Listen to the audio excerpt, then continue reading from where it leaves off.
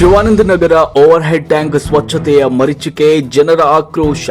ರೋಣ ಪಟ್ಟಣದ 16ನೇ ವಾರ್ಡ್ನಲ್ಲಿರುವ over head tank ತುಂಬಿದ ಮೇಲೆ ಹೆಚ್ಚುವರಿ ನೀರು ಸುವ್ಯವಸ್ಥಿತವಾಗಿ ಹರಿದು ಹೋಗಲು ವ್ಯವಸ್ಥೆ ಇಲ್ಲದೆ ಇರುವುದರಿಂದ ಪಕ್ಕದ ಖಾಲಿ ಜಾಗದಲ್ಲಿ ನೀರು ನಿಂತು ಕೆರೆಯಂತೆ ನಿರ್ಮಾಣವಾಗಿದೆ. ಇದರಿಂದಾಗಿ ಆ ನೀರು ನಿಂತ ಜಾಗ ಸೊಳ್ಳೆಯ ವಾಸಸ್ಥಾನವಾಗಿದೆ. ಸಂಜೆ ಆದರೆ ಸಾಕು, ಇಲ್ಲಿ ಸೊಳ್ಳೆಗಳ ಕಾಟ ಎಲ್ಲ ಮನೆಗಳಿಗೆ ತಪ್ಪಿದ್ದಲ್ಲ. ಅದೆಷ್ಟೋ ಜನರು ಮಲೇರಿಯಾ, ಡೆಂಗ್ಯೂ ರೋಗದಿಂದ ಬಳಲಿ ವಾಸಿಯಾದವರಿದ್ದಾರೆ. ಶಿವಾನಂದನಗರದ ಮುಖ್ಯ ರಸ್ತೆಯ ಪುರಸಭೆ ಮಳಿಗೆಗಳ ಹಿಂಭಾಗದಲ್ಲಿ ಓವರ್ ಹೆಡ್ ಟ್ಯಾಂಕ್ ಇದ್ದು, ಅದರ ಪಕ್ಕದಲ್ಲಿ ರಾಜಕಾಲುವೆ ಕೂಡ ಇದೆ.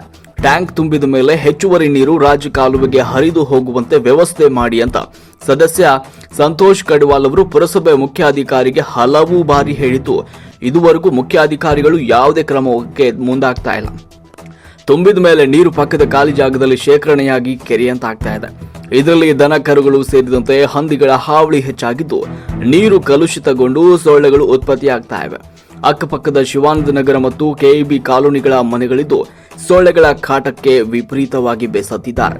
ಇದರಿಂದ ಹಲವು ಸಾಂಕ್ರಾಮಿಕ ರೋಗದ ಭೀತಿ ಕೂಡ ಎದುರಾಗಿದೆ. ಪುರಸಭೆ ಅಧಿಕಾರಿಗಳು ಕ್ರಮವನ್ನು ಕೈಗೊಳ್ಳದೇ ಇರುವುದು ಅಲ್ಲಿನ ನಿವಾಸಿಗಳ ಆಕ್ರೋಶಕ್ಕೆ ಕಾರಣವಾಗಿದೆ. ಅಷ್ಟೇ ಅಲ್ಲ, ಇಲ್ಲಿ ಯಾವುದೇ ರೀತಿಯ ಸ್ವಚ್ಛತೆ ಕಾರ್ಯ ನಡೆಯದೆ ಅಲ್ಲಲ್ಲಿ ಜಾಲಿಖಂಡಿಗಳು ಬೆಳೆದು ಹಲವಾರು ಸರೀಸೃಪಗಳ ವಾಸಸ್ಥಾನವಾಗ್ತಿದೆ.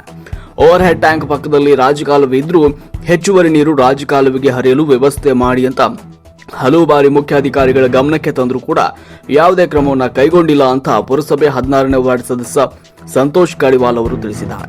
ನಮ್ಮ ರಾಷ್ಟ್ರ ಕ್ರಾಂತಿ ನ್ಯೂಸ್ ವರದಿ ಕಂಡ ಮೇಲಾದರೂ ಈ ಸಮಸ್ಯೆ ಬಗೆಹರಿಯುತ್ತಾ ಅನ್ನೋದನ್ನ ಕಾದು ನೋಡಬೇಕಾಗಿದೆ.